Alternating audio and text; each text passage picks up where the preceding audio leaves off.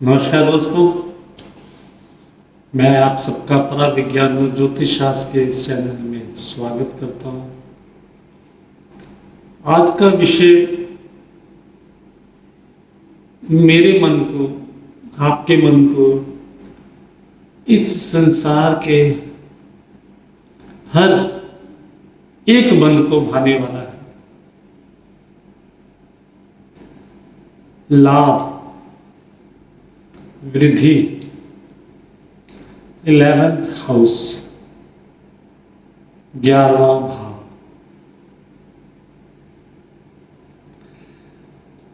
इच्छा पूर्ति का हाउस, लाभ भाव। लाभ किसको अच्छा नहीं लगता मित्रों? वृद्धि किसको अच्छा नहीं लगता? काल पुरुष में तीसरे, सातवें और 11वें को अगर देखें तो एक दूसरे से त्रिकोण में आ जाते हैं। थर्ड हाउस आपके एफर्ट्स का हाउस, 7th हाउस आपके रिलेशनशिप का हाउस, और कर्म से दूसरा हमेशा ही धन भाव रहता है। जब कर्म से दूसरा हो रहा है और 3rd और 7th से त्रिकोण में आ रहा है 11th, तो वो आपकी इच्छाओं या इच्छा पूर्ति का हाउस बन जाता है। दोस्तों, आप मेहनत कर रहे हैं, व्यापार कर रहे हैं, सर्विस कर रहे हैं, किस लिए? प्रॉफिट के लिए। क्या आप समझ सकते हैं दोस्तों कि परमात्मा की प्राप्ति के लिए भी ये हाउस बहुत जरूरी है? देखिए, समझिए मित्रों, नौवां आपका धर्म का भाव बन जाता है। 9वें से तीसरा 11th, उस धर्म को आप कैसे एग्जीक्यूशन की तरफ प्रेरित करते हैं, उसका भाव बन जाता है। ये मैंने क्या कहा मित्रों, सब कुछ मिला हुआ है। तो लाभ भाव, कर्म स्थान से दूसरा, आपके लगन से 11वां भाव, लाभ का हाउस। पहले आपको एक छोटी सी बात और बताता हूं। परमात्मा आपके इतने पास हो सकता है जितनी आपके दिल की धड़कन या आपके श्वास लेने की आवाज, या आपसे इतना दूर हो सकता है कि आपको कभी उसकी याद भी ना आए, आप सिर्फ उसके पीछे पीछे भागें। अगर इच्छा पूर्ति या अध्यात्म की तरफ से चले तो अपनी वासनाओं की पूर्ति का सक्षम हाउस 11th हाउस बन जाता है। तो जब आप अपना ध्यान धन, इच्छा, वैभव की पूर्ति में केंद्रित कर देते हैं तो परमात्मा आपके पास होते हुए भी पास नहीं होता। समझें, इस तरह भी इस बात को समझ सकते हैं कि जो चीज आपके पास होती है उस पर आपका ध्यान केंद्रित होना बड़ा ही मुश्किल हो जाता है। या आप कह सकते हैं मन के पास जो चीज होती है तो उसका ध्यान उस चीज पर लग जाता है जो अभी प्राप्त करनी है। आपका ध्यान पैसे की तरफ भागेंगे। आपने एक अच्छी गाड़ी लेनी है, आपका ध्यान उसकी तरफ होगा। जैसे ही वो गाड़ी आ जाएगी तो आपका ध्यान किसी और चीज पर होगा। समझे? आज का ये विषय नहीं है लेकिन उससे जुड़ा हुआ है मित्रों। 9th हाउस आपका गुरु हो जाता है। 3rd हाउस गुरु का उपदेश हो जाता है और उस उपदेश का 9th हाउस 11th हाउस बन जाता है मित्रों।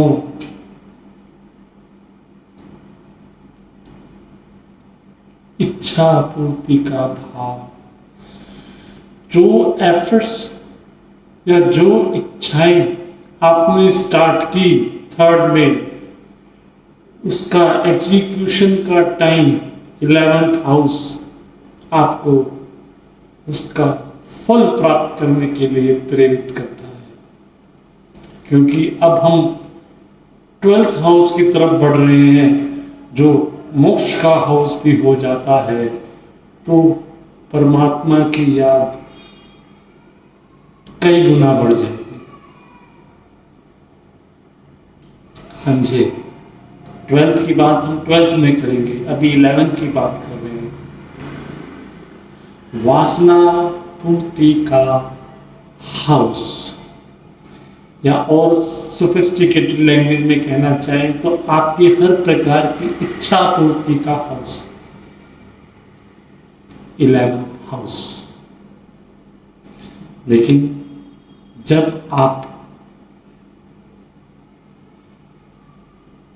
आसमान में होते हैं और ऊपर जाने की तरफ सोचते हैं, क्षितिज की तरफ,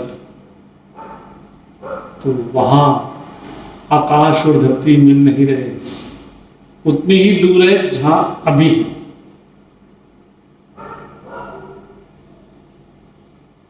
कहने का अभिप्राय है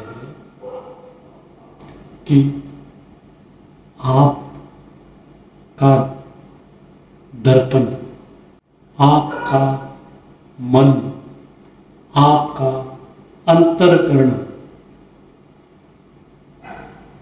हमेशा साफ है या धूमिल है, ये आपकी सोची गई वासनाओं पर प्रेरित है। धुआं, अगर धुआं हो जाए तो आप देखते हैं ना कि दर्पण मैला मैला लगता है। दर्पण तो साफ है अपने आप में। समझे मित्रों?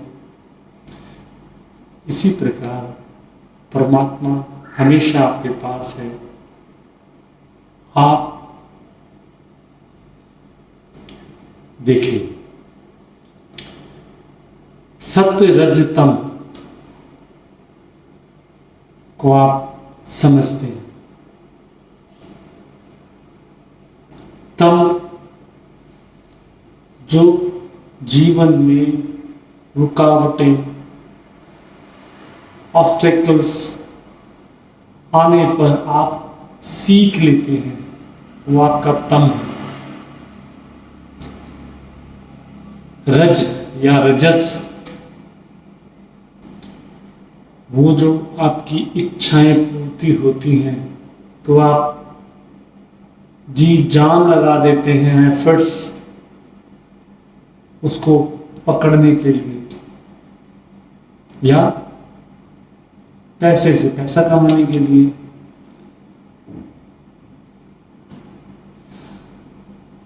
मेटेरियलिस्टिक केस 10% को 1000% करने के लिए, जो डिवाइन ब्लेसिंग आपके तम और रजस को संतुलित करती है या जो बैलेंस करती है वो आपका सत्वगुण है। ऐसे नहीं कहा गया कि बृहस्पति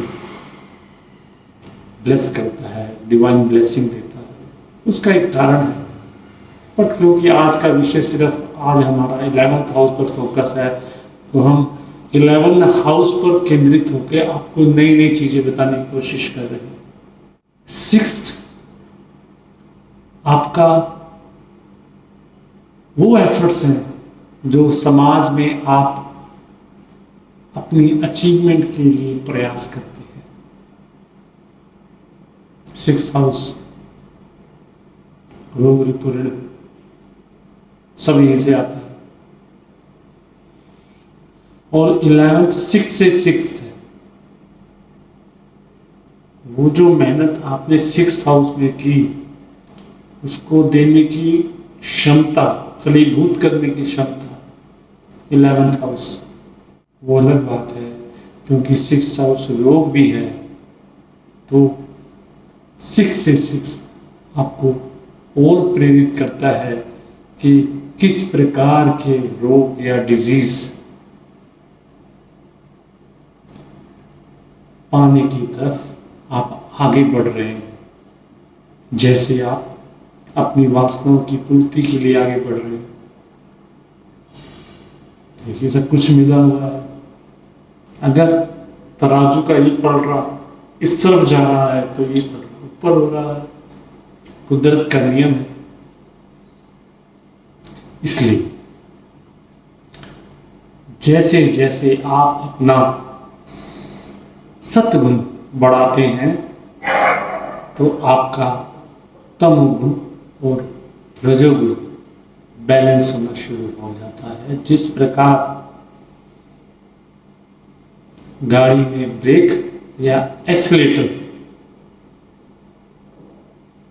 कितना चाहिए, ये उसमें बैठे हुए स्टीयरिंग पे बैठे हुए ड्राइवर को पता है। लाभ हाउस आपको वो सब प्रदान करता है जो आप प्राप्त करने की तरफ अपने एफर्ट्स करते हैं। वो चाहे 3rd हाउस से 9th हो या आपके 9th से 3rd हो। 11th हाउस आपका सोशल सर्कल है। 11th हाउस आपका बिग नेटवर्क है। 11th हाउस से आप अपने पैरों की पिंडलियां ले सकते हैं, पैरों के टखने लेते हैं, या आप कह सकते हैं कि अपने आप को तेजी देने के लिए या रोकने के लिए जो एफर्ट्स लगाने हैं वो आप 11th हाउस से लेते हैं। समझें, आपका शरीर ही एक वास्तु पुरुष है। जिस प्रकार आपका घर एक वास्तु पुरुष की तरह इस्तेमाल होता है, तो आपकी पिंडलियां और टखने 11th हाउस। देखिए इसका कारक इसीलिए बृहस्पति हो जाता है दोस्तों। आपकी एस्पिरेशंस 11th हाउस, आपके goals 11th house, finance and materialistic gains 11th house, friendship 11th house, आपके दोस्त किस तरह के हैं ये आप अपनी 11th हाउस से जज कर सकते हैं कि आपके अच्छे या बुरे वक्त में आपके साथ आपके कौन से दोस्त खड़े हो सकते हैं या हो भी सकते हैं या नहीं। इसका निर्णय आप 11th हाउस से कर सकते हैं। प्रॉफिट या लॉस 11th हाउस। अगर बाकी चीज़ों में वो आपको अचीवमेंट्स दे रहा है तो हो सकता है आपके लॉसेस भी हम 11th हाउस से देख पाए। संभावनाएं, मैंने आपको एक बात बताया, जो चीज आपको प्रॉफिट दे रही है वो आपको लॉस भी दे सकती है। ये सभी आपके उस भाव पर केंद्रित हो जाता है कि वो किस तरह का फल देने में सक्षम है। किसी चीज की भी अबेंडेंस या एक्सेस के लिए आप 11th हाउस दे सकते हैं दोस्तों।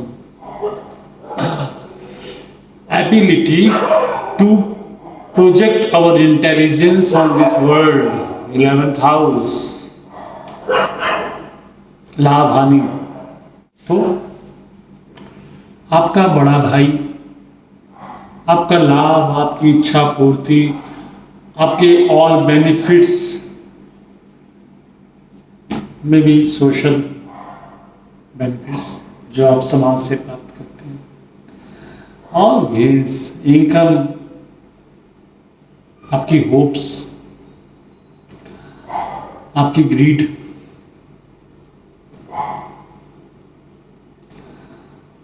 आपकी सोशल लाइफ, आपके एल्डर सिबलिंग्स, आपके very very big networks, 11th house, आपकी ग्रुप इन्वॉल्वमेंट्स। दोस्तों, आप किस तरह के बिग नेटवर्क में काम कर सकते हैं, उसकी संभावनाएं 11th हाउस से देख सकते हैं दोस्तों। आपके क्लब,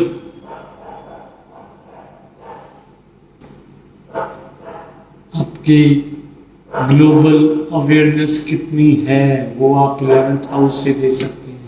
समझे, बृहस्पति आपके धन का कारक हो जाता है, 11th हाउस आपके लाभ का हो जाता है। तो बृहस्पति 11th हाउस का कारक ग्रह माना गया है। डिवाइन ब्लेसिंग्स, आपकी इच्छा पूर्ति का घर, आप किस इनकम से धन कमा रहे हैं उसका घर, दूसरा घर आपकी सेविंग है, 11th हाउस आपकी इनकम है। और देखिए, दोनों का ही कारक बृहस्पति ग्रह बन जाते हैं। The divine blessing of the Brihaspati is every year. तभी कहते हैं कि आपके सत्य कर्म आपको आगे आगे और आगे जीवन में बढ़ने में सहायता करते हैं। सत्कर्मास as per your kundali decide, your dasha decide, your trikona decide, your kendras decide, your उपचय ग्रह या उपचय भाव डिसाइड। और 6 और 12 जिन्हें आप दूरस्थान कहते हैं, they decide। सभी कुछ आपस में जुड़ा हुआ है मित्रों। इसीलिए तो कहते हैं, जब आपकी इच्छाओं की पूर्ति हो जाती है तो आप मोक्ष की तरफ बढ़ने के अधिकारी हो जाते हैं। अधिकारी हो जाते हैं। बढ़ते हैं या नहीं बढ़ते, ये भी आपका 11th हाउस ही डिसाइड करता है मित्रों।